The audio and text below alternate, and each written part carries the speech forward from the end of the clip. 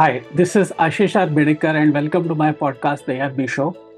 Today we are talking about a very interesting topic which affects every industry from manufacturing, healthcare, finance. And that in many cases is the outcome of all efforts, and that is data. And we are talking about data storytelling. Our guest is Yogita. She's a marketing technologist, operations leader, and data storyteller with over 25 years of global experience, helping leaders turn raw numbers into insight that spark action. She has led very transformative marketing and data initiatives across travel and hospitality, automotive, and BFSI, and has held leadership roles in consulting orgs like Cognizant, Genpact, Accenture, amongst others. One of our key aspects of our leadership is data storytelling, essentially simplifying complex analytics, which can give insights to CXOs for action. She also conducts data story workshops for professionals across domains, right from analysts to business strategists, etc. Thank you, Yogita, for being a guest on the show. I look forward to hearing from you on the top 5 things to know about data storytelling. Over to you, Yogita. Thank you, Ashish, and I'm really excited to be here. Data storytelling. Now, this is one topic that I've been passionate about for a decade now, and I have applied not only on the dashboards that I've created during this time, but also board level presentation decks. Instead of a 50-slide heavy deck, how can you convey message emphatically in, say, 20 slides? And I love that you framed it that way, because whether you are a CEO or an analyst, right? If you work with data, you're already telling a story. Now, the real question is, are you telling it well enough to influence the decisions? Because that's why we use data. Right. So, I mean, let's start with the basic concept so that our audience can understand what the topic is. So, in a very simple terms, can you explain? Or how would you define data storytelling? Okay, so all of us remember stories from our childhood, right? Now, Yeah. Obviously, there are reasons why, because they bring us closer together. They move us to feel, they move us to act. And that's because stories engage with us on 3 levels, right? Emotional, rational, and intuitive. Actually, if you look at it from a scientific perspective, they make the brain light up in a way that no other form of communication does. So now let's bring it back to what is data storytelling. Now, it's an art and a science of transforming raw data into a narrative. And I want listeners to listen very carefully. It's transforming, not translating, transforming raw data into a narrative that people can understand, remember, and then act upon it. And it's not about just charts or dashboards, because when I talk about data storytelling, people say, all right, it's data visualization. No, it's not about just charts and dashboards. It's about connecting the dots for the audience to see why that data matters and what is it that we expect them to do next. So the 3 pillars are data, and in data, what is important? Accuracy, relevance. Is the data credible? Is it aligned with the questions that you're wanting the business teams who you're working with to solve for? Narrative, context, and flow. What is that key message? And why does it even matter to the audience you're speaking to? And it is the third, which is the visual. So it's not the first, it's the third, the design and impact of it. So is your visual amplifying the message or distracting from it?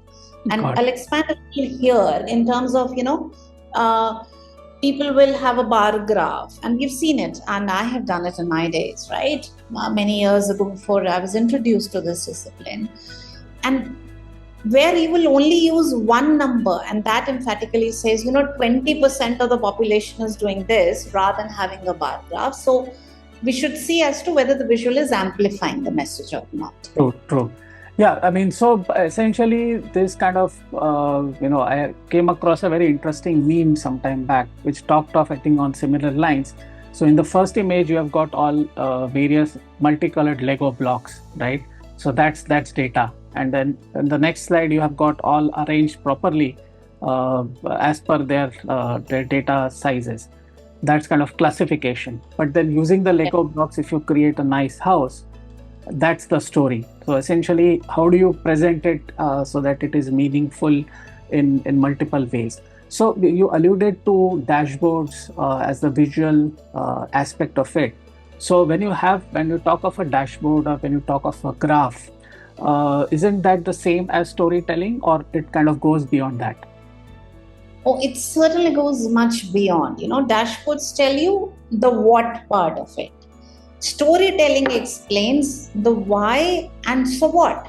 So think of, like the listeners also, to think about it as your car speedometer. It gives you the numbers, right?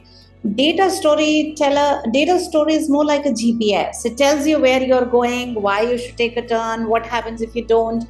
So one is only the status, the other is driving the action. So the simplistic way to say, all right, reports and dashboards, and sometimes people use it interchangeably, and that's one of my peeves.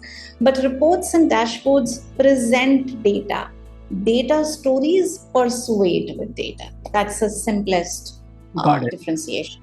Got it. So here, when you talk of dashboards, when you talk of data, there's always an element of analysis paralysis, right? There's too much data, and everyone's kind of, as they say, it's trying to drink from a, from a huge pipe, from a huge data pipe. It's not humanly possible to kind of keep track of so much data which is generated. And when you have got too much graphs and too much things, how do you kind of focus on things or data or the stories or impactful matrices which really matter, right? And that's how I think would be the value of a data storytelling. And because we have got listeners from a various wide range of industry experiences, could you give some examples, maybe your work with various clients on how data storytelling actually plays out in real life? Sure. So I'll take up, marketing example, given I'm a marketing technologist and a marketing ops person. So typically, when people, when agency teams are running campaigns, and they'll report out on saying, this is the click-through rate of the campaign. Now, great. What am I supposed to do with it? Is it good, bad, ugly? What is it that I should be doing? Now, moving from CTRs to have the lens of a sales impact narrative. So pick up as to how did the campaign influence the purchase behavior of your consumer. Is it a specific type of customer? Is it a new repeat? Is it from a specific geography or a region, if that's your country specific campaign? Or perhaps people who responded to the campaign didn't particularly lead to the sales as expected. So that's where you weave a story rather than saying, all right, this is a number and then figure it out on your own. So that's the marketing.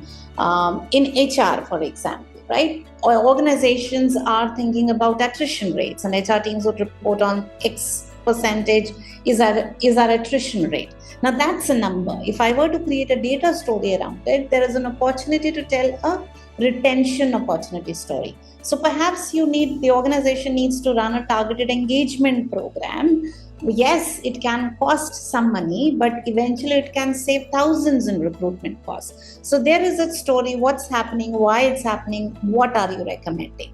In finance, again, you have an ROI numbers. How do you convey it to a board level narrative that says this is the investment and this investment is leading to this much of business growth? Manufacturing, downtime data. Okay, perhaps that's a case for a new machinery. So yes, frame it as an investment that will save X hours and increase output by Y%. Right. So in many cases, right, for example, you alluded to, let's say, a campaign or so, and then you've got the data, the results, etc. And typically you've got multi-departmental stakeholders, right? You've got, of course, the marketing. If it's a marketing campaign, you'll have the marketing guys. The sales guys would be interested in terms of, how much impact it could have on their leads, right? Or their MQLs. The finance gang could be interested as to, how much, what's the kind of ROI, ROIs, etc. So essentially, what it also means is slicing and dicing of data and crafting compelling narratives and compelling storytelling frameworks depending on the audience. Would I be right in saying that? Oh, absolutely. You're absolutely right. So obviously, the data is not going to change. It is who you're talking to. What is the lens that you want to use? So depending on who's listening, you build that story. So you're absolutely right. For a CEO, you would frame data in terms of growth, risk, or ROI, right? For an HR leader, you will perhaps look at it from a talent retention or employee cost impact perspective. For an analyst who's working day in and day out with data, you will convey the story in terms of methodology, variance, confidence intervals. You will go to that level of depth depending upon the audience and the uptake of the data. Got it. Also, I think what is also key here, and I kind of could gather from what you were saying, is focus on less number or less data, because we have a habit of getting overwhelmed with data and kind of so much focus on multiple graphs or multiple data points or multiple dashboards, instead of helping the situation only adds to the stress. It only leads to a kind of paralysis. So think of the number or the data point which really matters, right? So distillation of that data and what exactly do you want. So it should not be more than 2 or 3 kind of KPIs for a specific function, and they should just focus on that. And instead of just bombarding them with too many information, it should just be maybe a few slides, right? Because less is more in this case, right? If you have less number of slides or less number of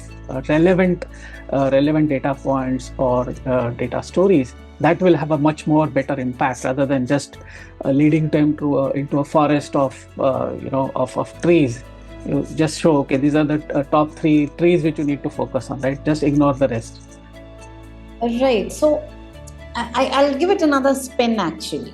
It's not as much of, at least, when I work with teams, with CMOs and CDOs or even the analysts, I don't say it as, focus on 3 KPIs or 5 KPIs. You obviously start with a business question. If it requires 10 metrics, be it.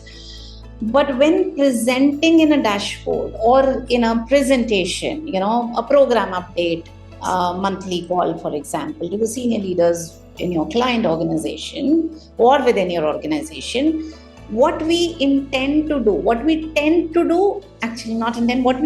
do is there is a difference between exploratory analysis and explanatory analysis, and we get sucked into the exploratory analysis. So I would have looked at 20 reports to get at one insight, but because my ego comes in, I want to make myself feel worthy, I would show all those 20 reports, and that's the noise that we'll cut out. And focus only on the explanatory data.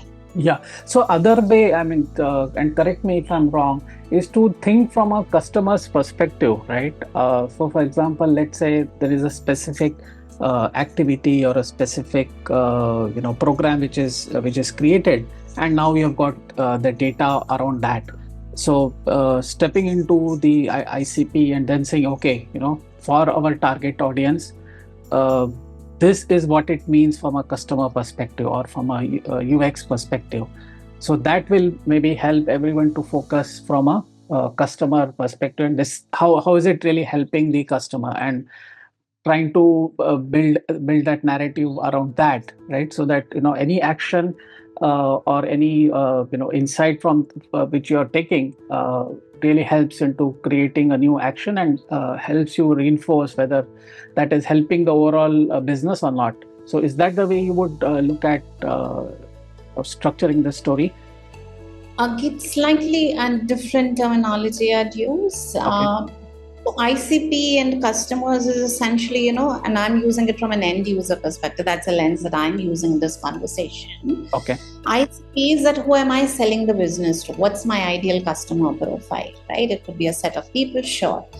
Here I'm talking about the audience. Now my audience could be, it could be my internal stakeholders or external stakeholders depending on the setup. So if I'm working as a consultant, CMO or CDO, whoever I'm working with is my audience of the report or the presentation. If it's an internal team, the senior leadership or the leadership of a team, whoever I am essentially updating them, apprising them of a status, of how the business is doing, how the status of the program. It could be anything. It could very well be, if I were to look at from a customer's perspective, the lens that lens I'll use only when I'm in an app or in a website. If there is a portion where you get to see, all right, it's a food delivery app, what kind of food you have ordered, how many orders you have made, etc. That's when I'll look at it from an ICP or a customer lens perspective. But otherwise, I'd steer towards using the term audience. Got it. So I think let's shift a little bit of tracks here. So when we talk about storytelling, right? Essentially, it's a visual art and science, as you mentioned. And then the next obvious and logical thing in this series is a chart, right? You've got graphs and you've got a chart, and typically when in presentations, if you have, let's say, a 2x2 matrix, the thing which you want people to focus should be on the top right? That's like a default rule. So similarly, can you share some insights on what kind of charts or graphs work or don't work? Right, so that the right kind of data using the right kind of a chart or a graph has the best impact. So yes, there's a lot of material there, online to say, all right, when do you use? Obviously, when you're using a trend, it's better to use a line chart. If you're looking at from a category perspective, you look at a bar chart. Now, some of the data storytellers that I follow, some of them are very much against a pie chart. They say they don't add value, and for some reason I have agree with them, because typically you can, more often than not, you can replace a pie either with a bar chart that's very clear, or with just numbers to say it's a male and female, for example, population or education. You don't need a pie chart for that. If it is 4 or 5 categories, your eyes are moving, all right, what color, what percentage, this, that, and the other, and perhaps that's a bar chart that you're looking at. So choose the right chart for your message. And, I was surprised when I started on this journey. I looked at my old reports, from 15 years ago, 20 years ago, looked at it and say, all right, oh my God, Excel gave me a graph and I didn't even think about changing the default type or changing the color. So yes, you pick up the right chart. And as I said, line chart in trend, categories, bar chart, and so on and so forth. More importantly then, after you have chosen, not more importantly, equally importantly, is to strip out that chart junk. Because you pick up Excel, for example, it will have a horizontal grid lines, vertical grid lines, there are things on the chart that distract you from the message. So get rid of those. Sometimes you even remove the axis. All you need is a data labels, and perhaps if it is a 10-month or a yearly line graph, you only need data labels to get rid of the axis. You only need data labels where it's a spike or it's a an upward or a downward spike. That's the second part. The third part then becomes use colors and annotations. Obviously, go with your brand colors, but use colors very, very intentionally. Annotate it well. Typically, your chart title should actually be your insight. And that should be that takeaway from the chart. So that's, how one should work with the visuals. Good. What are some of the common mistakes which people do when they're using graphs or charts? Any more tips for the audience? Oh, so these are actually, the ones that I said, do's, the opposites are the don'ts. So don't overload slides with too much data. If it is 2 different categories, so secondary axis, get rid of secondary axis. Instead, pick up, one graph and then below it another graph. To say, all right, this is a comparison, because secondary axis tends to confuse people rather than taking them away. You need to take the control of the story. Don't leave it to the audience to interpret it however they like. Default Excel colors, as I said, use branding colors instead. Accessibility is a big thing, in quite a few organizations. So make sure it is colorblind people can also read those colors. And guide the audience, like you said at a short while ago, to say, all right, you start with the right corner, right? Similarly, you look at the graph in 5 seconds, Can you take away what you need the audience? And it's easier if you look at, if you share it with a peer or somebody who's actually not aware of the program, and show them the graph and say, hey, what is it that's your takeaway? So, Right. that's, I would encourage the listeners to say, pull up your last chart and do that exercise with somebody. Right. So one common, comment, right, and I'm sure many of from the audience would have experienced it. So you don't know how the audience would react. For example, if you just show the highlights, someone would say, "Oh, this was a very perfunctory job. We were expecting more detailed analysis," right? Or the other way around. If you go with a very detailed, exhaustive chart, the audience might say, "Oh, this is too. I'm really confused here. Why don't you simplify and tell me what you have to say?" So when you're not sure as to what would be the audience reaction, right? Because at the same time, every time there is a duality. People want the top headlines, but they also want to know about the details, and vice versa. So how do you manage this challenge? Oh, that's an interesting challenge. And trust me, it varies with organizations. It varies with leaders within the organization.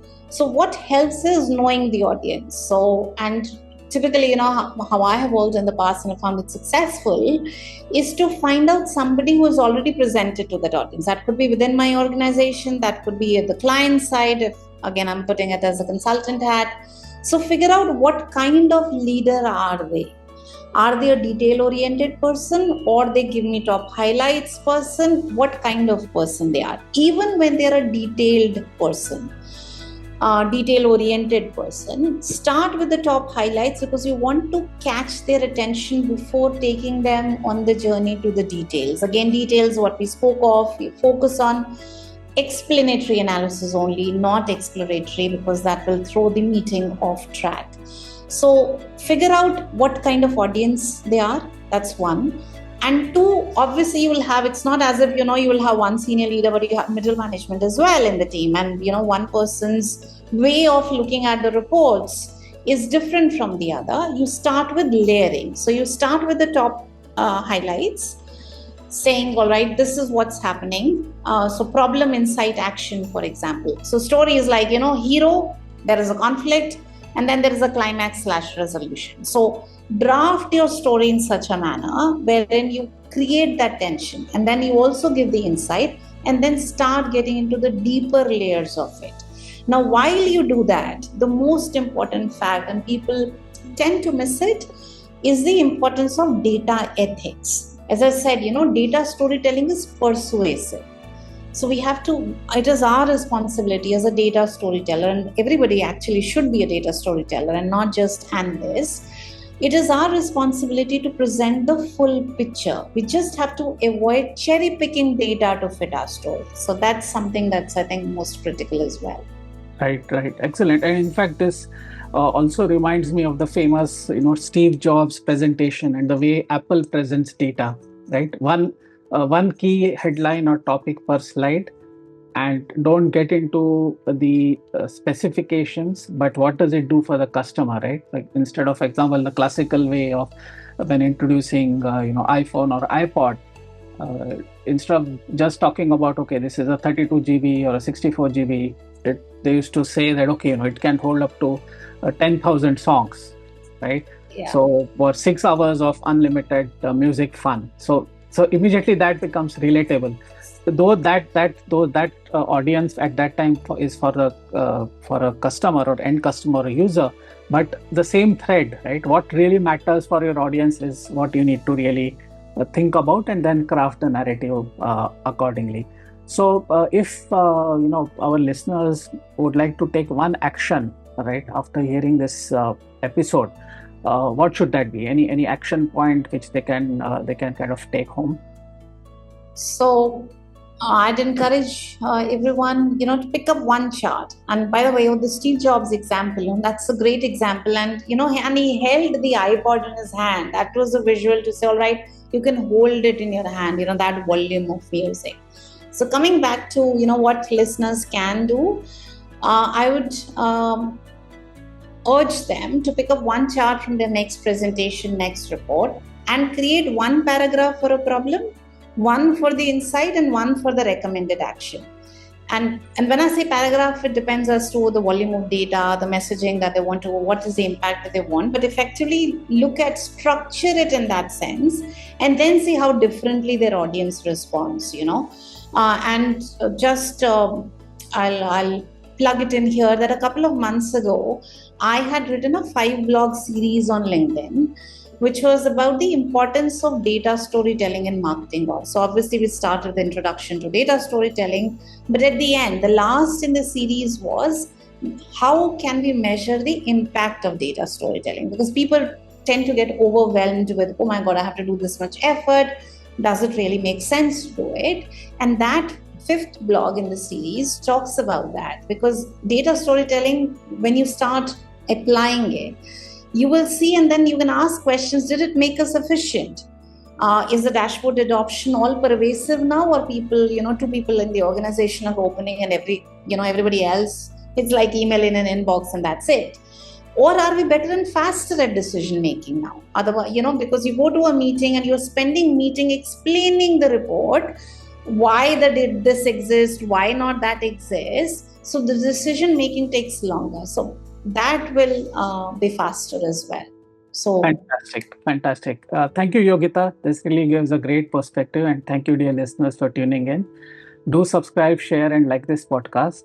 I will share Yogita's LinkedIn profile as well as her blog post link in the show notes, so you can get in touch with her. Consider giving the podcast a 5-star rating if you like the content. Bye for now. Talk to you soon.